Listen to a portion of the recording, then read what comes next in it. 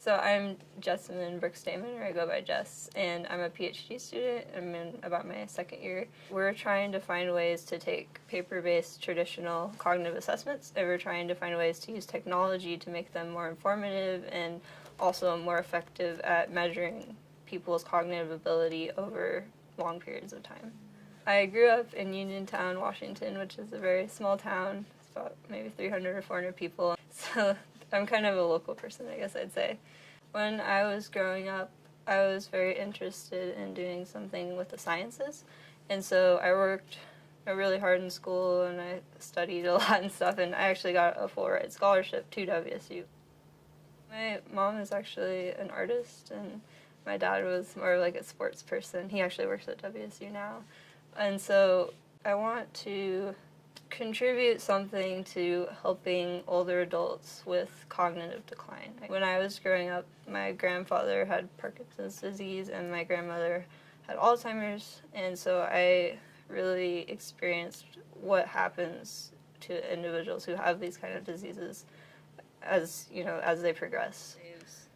Images as a bitmap, but then I output it to PDF. So my research is all about collaboration. It's interdisciplinary. Like I said before, I work with psychology students, but I also have lots of friends in my lab that I ask for advice, and even though they aren't doing exactly what I'm doing, they still have valuable input for those sorts of things. And we do stuff besides research. We go to the rec center, we try to go swimming, and we hang out.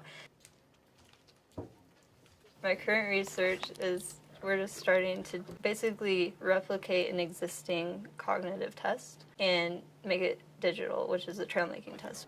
Okay, so the point of this is to connect the circles in order. This is trails A, and typically we just have numbers.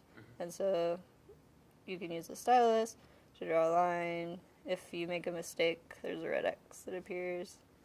And so just do that, and then it's like, okay, done. That would help us if we can catch those changes early on in the process, then we can be more effective at applying intervention strategies.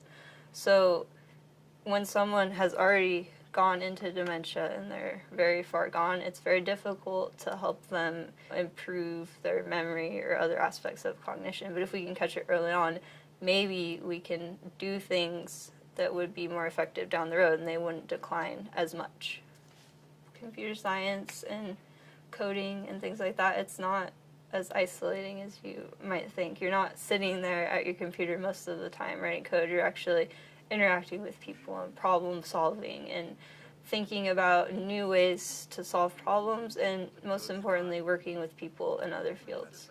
And so I guess that's what I tell people, is that there are many opportunities to socialize and interact with people and help people. You're not just sitting at your computer in an office writing code all day. So